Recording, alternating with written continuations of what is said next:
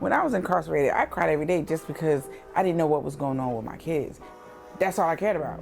I wanted to see my kids. I wanted to be able to hear them tell me they're okay. Bail is not a public safety issue. It's a who has money issue.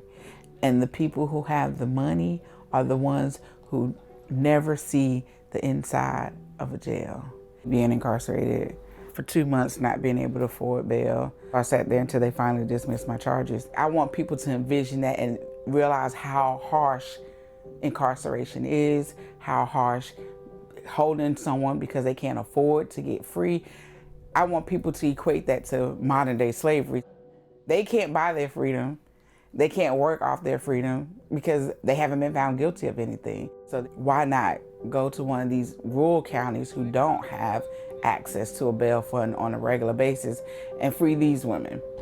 The police officer was telling me that it was a lady who was sitting there for 30 days and her bond was $20.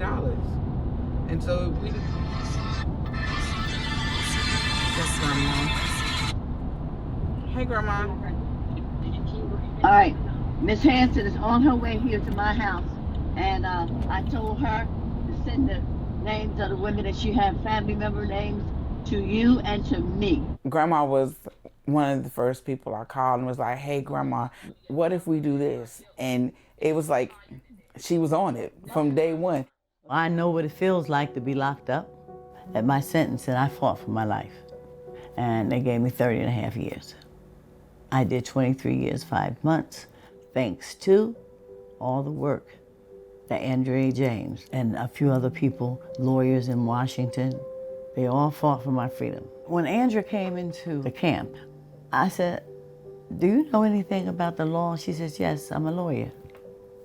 She tells everybody that I just grabbed her and took her into the rec room where all the women was, and that started our fight. Our fight for freedom for everybody. I had my mind set on what I was going to do when I got out because Andrea needed information from inside, and I was the right person for the job.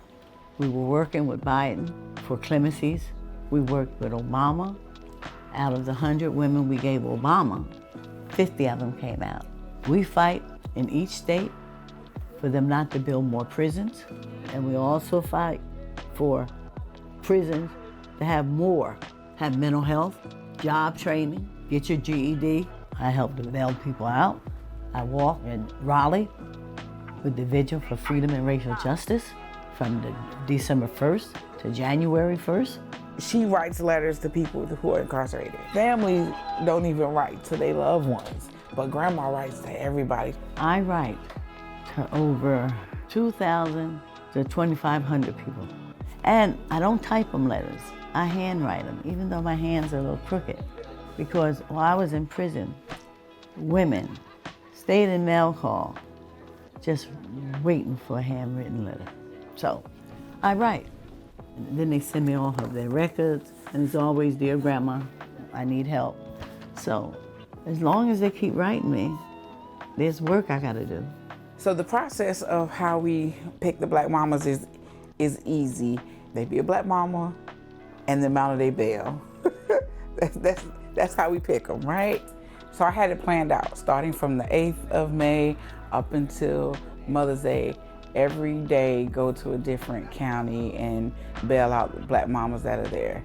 We bailed out 3 people in Pasquotank. We bailed out 2 people in Hertford. And then we bailed out 2 people in Washington County.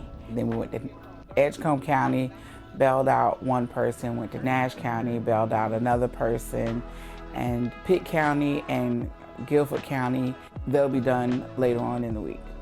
And so we'll follow up with whatever they say their needs are. And we have resources in the community to address what the needs are. Housing, food, transportation. We have a donation closet for clothes and shoes. We listen to them and we don't give them what we want them to have. We give them what they tell us that they need. It makes you feel good inside to know you're reuniting a mother with her kids, and her kids didn't know she was coming home. She didn't know she was coming home. When I see one of them women come out of there, it fills up my heart. It brings tears to my eyes, and When they hug me and say, "Oh, Grandma," I just melt. I just have joy in my heart that they are free too. I know it felt really, really good for her to be able to see them women come out and be able to love on her and take pictures with her and stuff, because she doesn't normally get to do that. And you know, to see her 79 years old and she's still out here fighting to bring men and women home, but especially women and girls. She's out there in the cold with us and like, I want to be out protesting. Like, no, Grandma, you can't be protesting. But the fire's in her at 79 to still be doing it. She is just so sweet, and I love it. I love it. I love her. Grandma, my grandma. I'll fight for her, like physically fight somebody for her.